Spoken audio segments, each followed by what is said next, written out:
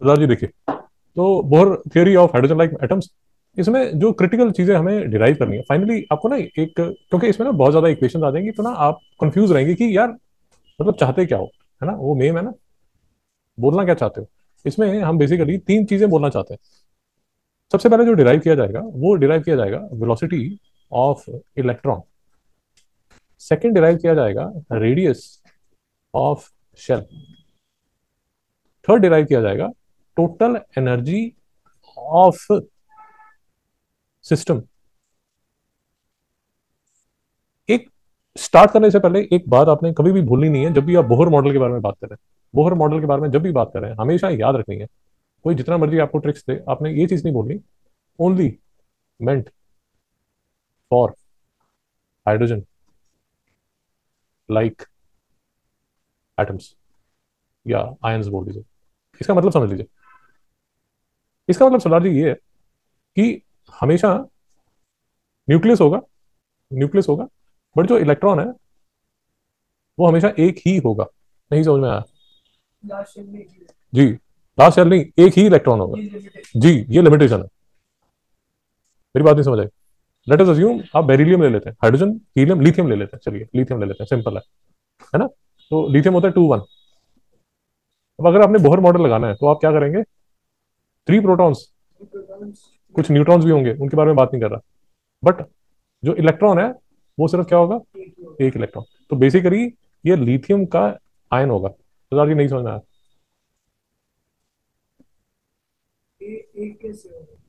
भाई दो निकाल दिए ना, दो इलेक्ट्रॉन इसमें से निकाल दिए। भाई निकाल दिए, इलेक्ट्रॉन निकाल सकते हैं।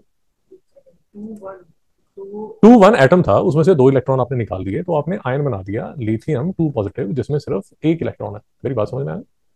कैसे निकाले, वो निकाल दिए होंगे, आपके पास अलग अलग मीन्स है। हाँ, आपके पास अलग अलग मीन्स, आयनाइजेशन जो आप बोल रहे हैं, उसको गर्म कर दिया होगा या उसमें इलेक्ट्रिक चार्ज डाल दिया होगा, पीछे सब करके आ रहे हैं फोटो इलेक्ट्रिक इफेक्ट में। कैसे निकाल दिए वो तो अलग अलग आपके पास तरीके हैं, है ना, मार पीट के निकाल दिए, उसने छेद लिया उसे। But the point I am trying to make is कि आप जब भी बोहर मॉडल लगाएंगे तो बोहर मॉडल हमेशा हाइड्रोजन लाइक एटम्स, आयंस के लिए लगता है, जिसमें हमेशा एक ही इलेक्ट्रॉन होता है। नहीं समझ में आ रहा है? कोई जितना भी छल कपट आपके साथ कर ले, आपने ये चीज भूलनी नहीं है। समझ आ गया? अब एक चीज, एक सिंबल यूज होगा जेड, ये डेरिवेशन में, उसमें भी बड़ा एक बच्चों को कलेश रहता है, वो अभी मैं आपको 2 मिनट में समझा देता हूँ। भाई जेड का मतलब होता है एटॉमिक नंबर। एटॉमिक नंबर, ये जो मैं आपसे बातें कर रहा हूँ यहाँ सब पे आप कंफ्यूज होंगे, तो पहले ही मैं आपको बता रहा हूँ, ट्रेन करके आपको भेजा जाएगा। समझा? तो अटोमिक नंबर होता है जेड का मतलब। अटोमिक नंबर का मतलब ये, जैसे लिथियम का जो अटोमिक नंबर है वो 3 है। अटोमिक नंबर का मतलब ये होता है कि जो नंबर ऑफ प्रोटॉन्स है वो अटोमिक नंबर के इक्वल होता है। सदा जी नहीं समझ में आया? ये पता नहीं पता? ठीक ठीक है। हमें जो है, हमें जो है अभी एटॉमिक नंबर की सिर्फ जरूरत है। तो फॉर एग्जांपल ये वाला जो केस होगा, ये लिथियम आयन का जो आपने केस लिया, इस केस में जो जेड है दैट इज इक्वल टू 3। इस केस में जो न्यूक्लियस है उस पर जो चार्ज है वो +3 है, और ये जो चार्ज है ये -1 है। नहीं समझ में आया? भाई न्यूक्लियस पे लिथियम आयन का +3 है, इलेक्ट्रॉन पे चार्ज -1 है। ये बात यहां तक समझ आ गई?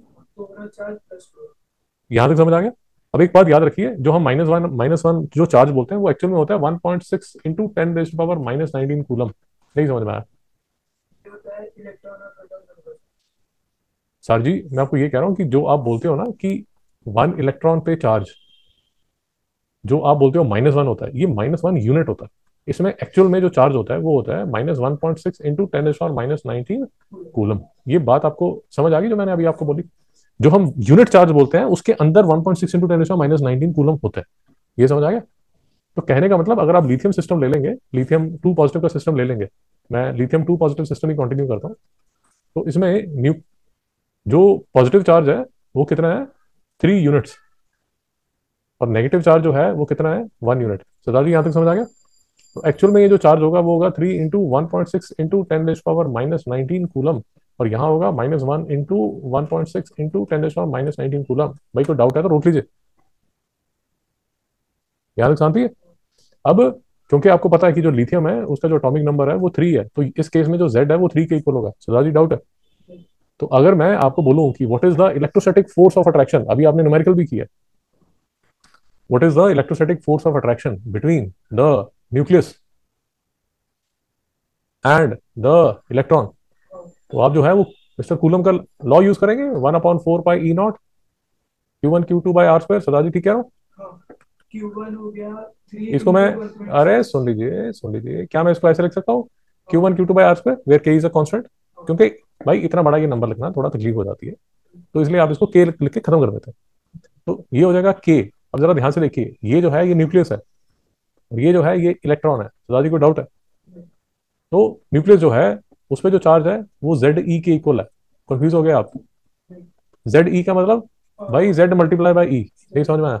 Atomic number into number of electron. ना, नंबर ऑफ इलेक्ट्रॉन नहीं, charge on one electron, which is equal to 1.6 into 10⁻90।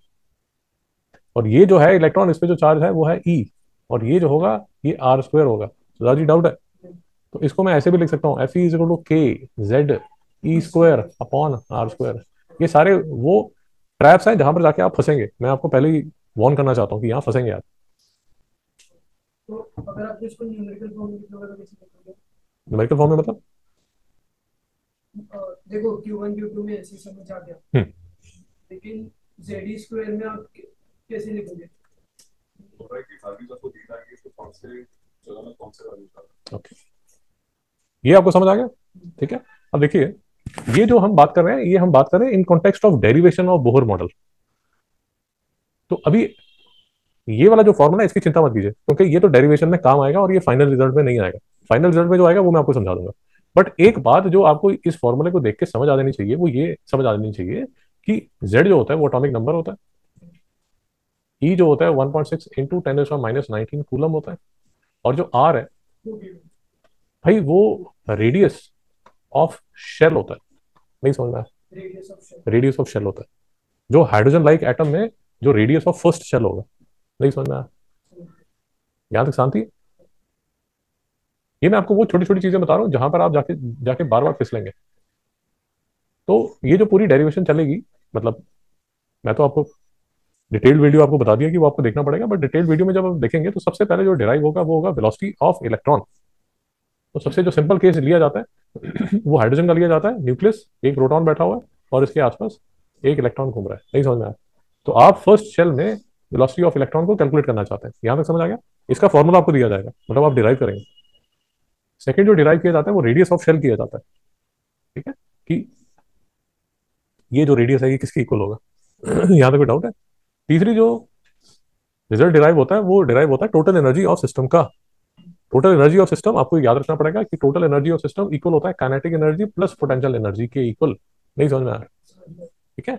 अब देखिए, यहां पर भी मैं एक पहले थोड़ा रायता फैला देता हूँ, आपको मैं दुखी कर रहा हूँ, करना नहीं चाहिए बट फिर भी कर देता हूँ। Kinetic energy plus potential energy, एक और एनर्जी भी होती है जिसको बोला जाता है वाइब्रेशनल एनर्जी।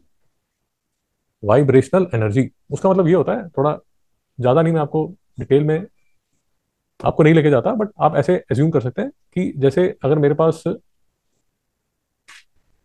ये हाइड्रोजन एटम है, तो आपको पता है कि जो एटम्स हैं वो वाइब्रेट भी करते हैं, वाइब्रेट भी करते हैं। तो कायदे से तो ये वाली जो एनर्जी है वो भी कैलकुलेट होनी चाहिए, बट वो यहाँ नहीं ली जाती। क्यों नहीं ली जाती, वो आगे बीएससी करोगे तो समझ आ जाएगा, या इंजीनियरिंग फर्स्ट ईयर में जाओगे तो आपको बता देंगे। बट सिर्फ दो एनर्जीज ली जाती है। नहीं समझ में आया? यहाँ तक शांति है? ओके। और कुछ एक दो चीजें और सिंपल सी, काइनेटिक एनर्जी का तो सिंपल सा फॉर्मूला होता है ½ mv², और पोटेंशियल एनर्जी का आपको बता दिया गया है, बोल दीजिए फटाफट, के Q1 Q2/R। ये समझ आ गया? अब इसके सिवा एक और छोटा सा फॉर्मूला हमें चाहिए। वो बेसिकली फॉर्मूला जो है वो मिस्टर बोहर ने अपना एक पॉस्टुलेट दिया। सर ने पॉस्टुलेट ये दिया कि यार जो ये न्यूक्लियस है और ये आसपास जो इलेक्ट्रॉन इसके घूम रहा है, ये जो इलेक्ट्रॉन है इसका जो एंगुलर मोमेंटम है एल जो है, इसको लिखा जाता है एंगुलर मोमेंटम, MVR। शाबाश। ये जो है ये सिर्फ इक्वल हो सकता है N/H/2π। थोड़ा मतलब समझ लेते हैं, इसको बोला जाता है integral multiple of H/2π। Integral multiple का मतलब N1 हो सकता है, 2 हो सकता है, 3 हो सकता है, 4 हो सकता है। सुधा जी नहीं समझ में आया? नहीं समझ में आया? जी सर लेकिन बुक में क्वांटम नंबर दिया है। सर जी चिंता मत कीजिए, सब बताया जाएगा, रास्ता नहीं भटकना आपने। H/2π का मतलब क्या हुआ, ये प्लैंक्स कांस्टेंट है सर। ये 2 पाई की वैल्यू तो आप निकाल सकते हैं अगर आप मेरी बात समझ रहे हैं। तो एम वी आर या तो हो सकता है 1h/2 पाई, या हो सकता है 2h/2 पाई, या हो सकता है 3h/2 पाई। मेरी बात नहीं समझ आ रही? कहने का मतलब बोहर सर ने जो इलेक्ट्रॉन का एंगुलर मोमेंटम को फिक्स कर दिया। ये नहीं है कि पार्टी चल रही है भाई कुछ भी ले लो, बुफे लंच नहीं है। नहीं समझ में आया? सरदार जी को पानी पिलाओ, थोड़ी देर तक सो जाएंगे। पानी पिलाओ सर को। नहीं समझ में आया? या बॉटल ले लो सर से, बॉटल भर के दे दो। तो मिस्टर बोहर ये कह रहे हैं कि यार जो एंगुलर मोमेंटम है इलेक्ट्रॉन का, that can only take integral values. आप अपने दिमाग को लगा के कोई भी उसमें रैंडम एंगुलर मोमेंटम की वैल्यूज नहीं डाल सकते, यही वैल्यूज डाली जाएंगी। यहां तक समझ आ गया? अब जब हम डेरिवेशन आप देखोगे, जो सबसे क्रिटिकल इक्वेशन है वो है M V R is equal to NH/2 pi. ये क्रिटिकल इक्वेशन 1 है। जो दूसरी क्रिटिकल इक्वेशन है वो है FE is equal to K। अब मैं ऐसे लिख देता हूं क्योंकि अब आपको समझा दिया, ZE/E/R² is equal to K ZE²/R²। तो दादी समझ आ गया? ये वाली जो दूसरी इक्वेशन है, ये फोर्स ऑफ, शाबाश, ये फोर्स ऑफ अट्रैक्शन है between this nucleus and this electron. यहां तक समझ आ गया? ये जो इलेक्ट्रॉन है ये ऐसे ऐसे घूम रहा है। नहीं समझ आया? तो ये जो electrostatic electrostatic force of attraction है इन दोनों में, ये जो इलेक्ट्रोस्टैटिक फोर्स ऑफ अट्रैक्शन है ये प्रोवाइड कर रही है सेंट्रीपिटल फोर्स। और सेंट्रीपिटल फोर्स का क्लास 11th में फॉर्मूला आपने देखा था mv²/r। नहीं समझ में आया? राजी डाउट है तो रोक लीजिए, पक्का। अब मैं जो आपको बात बता रहा हूँ, बिल्कुल बिल्कुल ध्यान से सुन लीजिए, कुछ बात मत कीजिए, चुप करके सुनिए। क्योंकि ये स्टेप अगर आपने मिस किया तो फिर 4 दिन ऐसे ही घूमते रहोगे। आपने जो फर्स्ट इक्वेशन है MVR is equal to NH/2 pi, बेटा दोनों साइड पे इसका स्क्वायर कर देना, ठीक है? ये स्टेप नहीं मिस करना। सिर्फ 2 इक्वेशन है, उसी से सारा तामझाम चलेगा। तभी कह रहा हूं कि अरे रिकॉर्ड हो रहा है, उसकी चिंता मत करो, समझने की कोशिश करो। ये याद रखना कि 2 इक्वेशन होंगी। ये याद रखना कि जो पहली इक्वेशन है उसको स्क्वायर कर दिया जाता है, दैट इज इट। अगर आप ये कर लेंगे तो सारी डेरिवेशन आपकी फर्स्ट क्लास हो जाएगी। अब उसके बाद आप क्या करेंगे, ये जो आपने स्क्वायर किया ना, ये जो स्क्वायर किया, ये जो इक्वेशन है, फर्स्ट इक्वेशन है, इसको डिवाइड कर देंगे सेकंड इक्वेशन से। ये वाली सेकंड इक्वेशन नहीं समझ में आया? जैसे ही आप इसको डिवाइड करेंगे, थोड़ा सा तोड़ फोड़ होगी, थोड़ा ब्लड बात होगा, है ना? उसके बाद आपका फर्स्ट क्लास मक्खन की तरह रेडियस निकल आएगा। नहीं समझ में आया? रेडियस निकालने का बहुत बढ़िया। ये देखिए, ये सब तामझाम तामझाम तामझाम, और ये बढ़िया हंसता खेलता रेडियस बाहर निकल गया। ना जी डाउट है तो रोक लीजिए। ये आ गया। मैं फिर से रिपीट कर देता हूँ। पहली इक्वेशन ली जाएगी MVR = NH/2 पाई। इस इक्वेशन को स्क्वायर कर देंगे, m²v²r² = N²h²/4 पाई²। समझ आ गया? दूसरी इक्वेशन होगी mv²/r = K ZE²/R²। इन दोनों इक्वेशन को डिवाइड कर देना, आर आ जाएगा आपका। जैसे ही आर आएगा 50% ऑफ वर्क आपका हो गया। क्यों? ये आपने आर संभाल लिया, ठीक है? अब जो सेकंड चीज आपको निकालनी है, जो अभी आपको बताया था कि 3 चीजें बेसिकली हमें निकालनी है। पहली चीज है वेलोसिटी, पहली चीज है radius of the shell. Radius of the shell निकाल दिया? नहीं, हमने क्या निकाला अभी? रेडियस ऑफ शेल निकाला, हाँ ठीक है। तो रेडियस ऑफ द शेल निकाल दिया हमने, जो पहली चीज है, मतलब सॉरी दूसरी चीज है। एक बार आपने दूसरी चीज निकाल दी तो आप चलेंगे वेलोसिटी ऑफ शेल के लिए। वेलोसिटी ऑफ शेल के लिए आपने सिर्फ ये करना है, किताब में देख लीजिए, रेडियस ऑफ शेल निकाल दिया, फिर आप दोबारा फिर उसके पास जाएंगे, इसके पास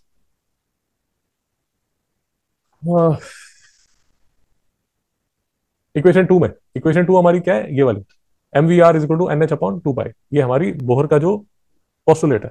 नहीं समझ में आया? बोहर सर के पोस्टुलेट में जो आपने रेडियस निकाला, ये देखिए ये वाला रेडियस निकाला, ये रेडियस की वैल्यू डाल देंगे। जैसे ही आप रेडियस की वैल्यू निकालेंगे आपके पास क्या आ जाएगा? वेलोसिटी। नहीं समझ में आया? ये आपने अपने हाथ से डिराइव करना है भाई, मेरे ज्ञान से नहीं समझ आना जी, आपके एग्जाम में आएगी। राजी समझ आ गया? तो आपके पास ये वाला वेलोसिटी का फॉर्मूला आ जाएगा। नहीं समझ में आया? शांति है यहाँ तक? ओके। अब आपके पास क्या क्या आ चुका है? रेडियस का फॉर्मूला, वेलोसिटी का फॉर्मूला, एनर्जी का फॉर्मूला ठीक है? तो एनर्जी हमें पता है, kinetic energy plus potential energy. तो काइनेटिक एनर्जी, बहुत बढ़िया, वेलोसिटी आप निकाल चुके हैं तो वेलोसिटी का फॉर्मूला यहाँ डाल देंगे, तो काइनेटिक एनर्जी का एक सर्टेन फॉर्मूला निकल जाएगा। उसी तरह पोटेंशियल एनर्जी Q1 Q2 का हम क्या करेंगे, Q Z one square. Q one Q two बहुत बढ़िया, Z E square upon R, R की वैल्यू आपके पास है, इसका फॉर्मूला डाल देंगे। फिर जब इन दोनों को ऐड करेंगे तो आज ही डाउट आ रहा है, तो आज ही डाउट आ रहा है, ये देखिए, ये निकली काइनेटिक एनर्जी, ये निकली है पोटेंशियल एनर्जी। पोटेंशियल एनर्जी को रिप्रेजेंट किया जाता है यू से। आप जब ई निकालेंगे के प्लस यू, तो ये आपके पास हंसता खेलता ये फॉर्मूला आ जाएगा। नहीं समझ में आया?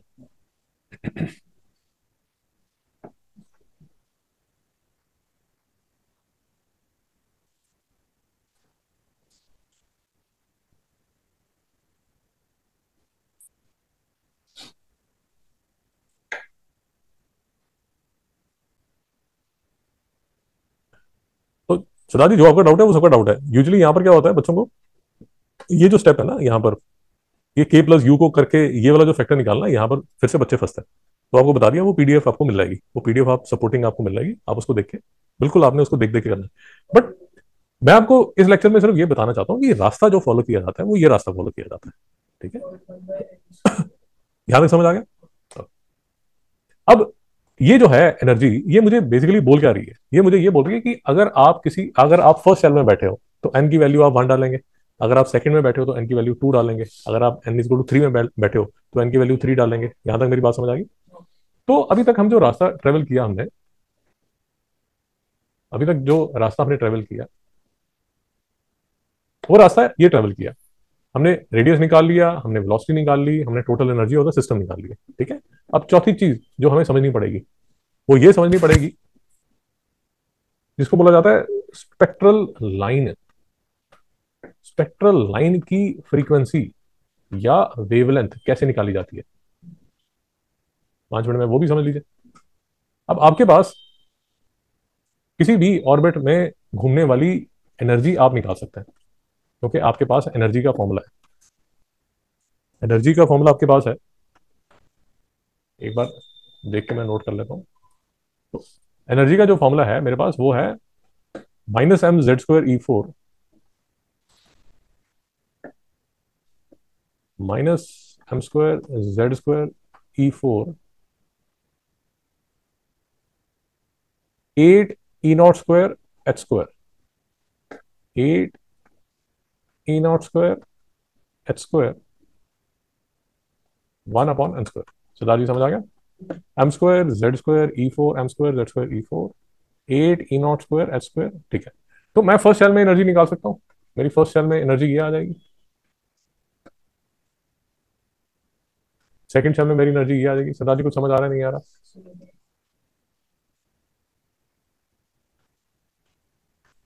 समझ आ गया? ओके। मैं हाइड्रोजन एटम अगर ले लूं तो इसकी वैल्यू 1 होगी, तो मैं इसको 1 ही लिख देता हूँ। नहीं समझ में आया? एटॉमिक नंबर 1 होता है। अब देखिए, अब जो मुद्दे की बात है वो यहां से स्टार्ट होती है कि अगर मेरे पास एक एक्साइटेड इलेक्ट्रॉन है, तो एक्साइटेड इलेक्ट्रॉन की जो एनर्जी होगी वो किसके इक्वल होगी? वो होगी m²e4 8 e0 स्क्वायर h², 1/4। तो ये मेरा न्यूक्लियस है, ये मेरी फर्स्ट सेल है, ये मेरी सेकंड सेल है। सुधार जी मेरी बात समझ आ रही है? तो अगर इलेक्ट्रॉन एक्साइट होके, अगर इलेक्ट्रॉन यहां घूम रहा है, तो उसकी जो एनर्जी है वो दी जाएगी इससे, और ये जब औकात में आएगा तो ये एक फोटोन छोड़ेगा जिसकी एनर्जी होगी एच न्यू। सरदार जी नहीं समझना? तो जब ये औकात में आएगा तो ये यहां पहुंच जाएगा, यहां पर इसकी जो एनर्जी है वो किसके इक्वल होगी? -m²e4 8 e0 square h²। मेरी बात समझ में आ गई? तो ये जो फ्रीक्वेंसी निकली, इसकी जो वैल्यू होगी वो किसके इक्वल होगी? मतलब यहां पर जो एनर्जी माइनस यहां पर जो एनर्जी, E2 माइनस E1। नहीं समझ में आया? अब इसमें वैल्यूज डालेंगे तो आपको जो फोटोन निकला उसकी फ्रीक्वेंसी समझ आ जाएगी। नहीं समझ में आया? अगर आपसे वेवलेंथ पूछ लेंगे तो आप लिखेंगे hc/λ is equal to E2 minus E1, क्योंकि वो फोटोन है, तो आप ये c/λ की वैल्यू निकाल यूज कर सकते हो और लैम्डा की वैल्यू निकाल सकते हैं। तो दादी डाउट आ रहा है? एनर्जी का समझ आ गया? तो ये इतनी ज्यादा इसके बाद जो इंग्लिश लिखी हुई है, जो मैं आपको बता रहा हूँ सिर्फ वही लिखी हुई है, ये देख देख के आप डरना मत। नहीं समझ में आया? क्वांटम नंबर क्या है? चलो जी वेट करो, सब बताया जाएगा। ठीक है, आपको वो चीजें बताई जाएंगी जो आपके लिए सबसे जरूरी है। जो एलिमेंट्री चीजें जो आपको आते जाते पता चलेंगी उस पर मैं ज्यादा टाइम पास नहीं कर रहा। एक बार जो मुद्दे की चीज समझ जाओगे, मतलब जहां जहां फिसलने के आपके चांसेस है, मैं आपको सारे वो क्लियर कर रहा हूँ। कुछ चीजें आप ऑटोमेटिकली समझ जाओगे, आप पढ़ोगे, टेक्स्ट पढ़ोगे तो आपको खुद ही समझ आ जाएगा। यहां तक समझ आ गया।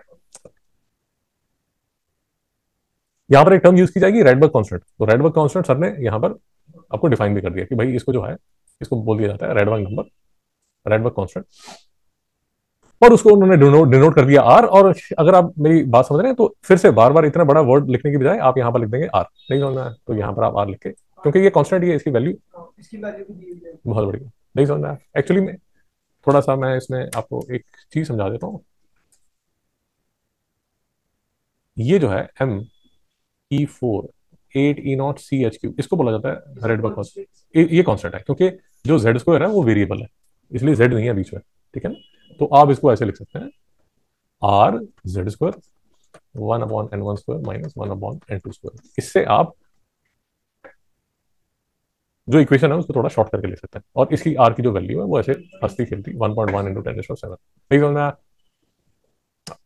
तो इसको यूज करके, अब जो हम लास्ट टाइम बात कर रहे थे कि इसको यूज करके आपको कोई भी दिया जाता है, कोई भी एटम दिया जाता है तो उसकी आप वैल्यूज निकाल सकते हैं। जैसे अगर आपको हाइड्रोजन स्पेक्ट्रा बनाना है, मैं हाइड्रोजन स्पेक्ट्रा आपको, जी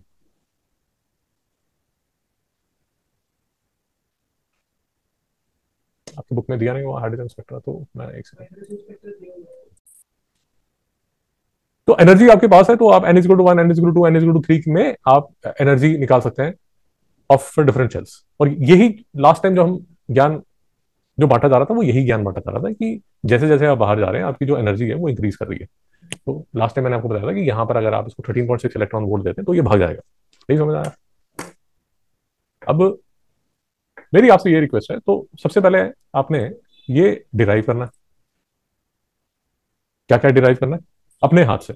नोट्स आपको दिए जाएंगे, दिए जा चुके हैं, बट अपने हाथ से आपने क्या क्या डिराइव करना है? Velocity of electron, radius of electron, total energy of system, kinetic energy plus potential energy के इक्वल होता है, और स्पेक्ट्रल लाइन। नहीं समझ में आया? स्पेक्ट्रल लाइन की फ्रीक्वेंसी या वेवलेंथ। अब इसमें कई बार एक क्वेश्चन और पूछा जाता है, मैं चाहता हूं कि आप वो भी जरा 2 मिनट में देख लीजिए। देखिए,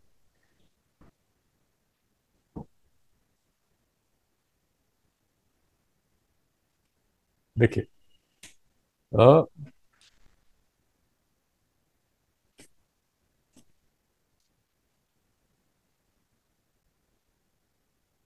तो ये जो फॉर्मूले हैं ये पीछे क्लास 11 से आपको पता होना चाहिए। नहीं पता होता है तो मैं 2 मिनट में आपको बता देता हूँ।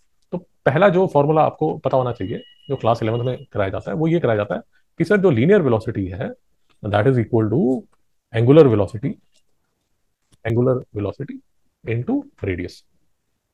अब इसमें क्वेश्चन क्या आपसे पूछा जाएगा, सदा जी रिकॉर्ड हो रहा है, चिंता मत कीजिए, हर चीज रिकॉर्ड हो रही है, आप दोबारा रिवाइंड करके देख सकते हैं। तो आपने बोफर मॉडल से कैलकुलेट की वेलोसिटी, कई बार आपसे पूछ लेंगे कि बेटा एंगुलर वेलोसिटी बता दो इलेक्ट्रॉन की, तो v is equal to omega R use करके आप एंगुलर वेलोसिटी निकाल सकते हैं इलेक्ट्रॉन की। और कई बार ये दुष्ट क्या करेंगे, ये आपसे पूछेंगे कि उसकी एंगुलर फ्रीक्वेंसी क्या है इलेक्ट्रॉन की। उसके लिए एक ये फॉर्मूला है omega is equal to 2 pi F. ये आपने आईएससी में क्लास 11 में एसएचएम में किया था, नहीं किया था रोने धोने की जरूरत नहीं है। Omega is equal to 2 pi F होता है जी। तो omega is equal to 2 pi होता है और इसको बोला जाता है एंगुलर फ्रीक्वेंसी। तो कई बार ये दोस्त आपसे एंगुलर फ्रीक्वेंसी पूछ लेंगे, तो ये कई बार एक एक्स्ट्रा क्वेश्चन बन जाता है। आपको बात समझ आएगी भाई? यहाँ तो कोई डाउट नहीं।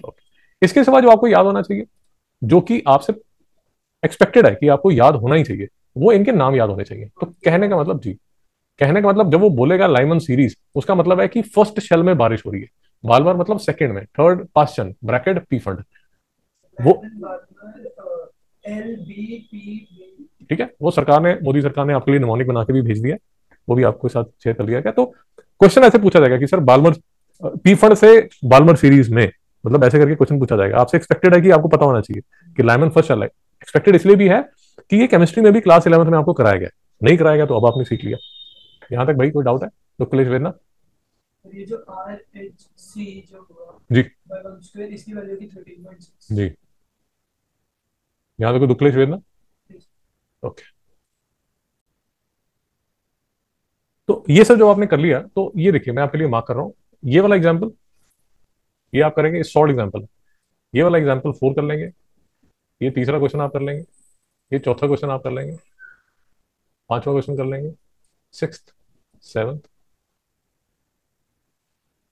एट्थ, नाइन्थ, 10th, 11th और 12th। 12 और शायद एक क्वेश्चन और है, 12 और एक 13। 13, ये 13 क्वेश्चन कर लीजिए फ्राइडे तक। 13 क्वेश्चन फ्राइडे तक करके लाइए, कोई डाउट है मेरे से पूछ लीजिए।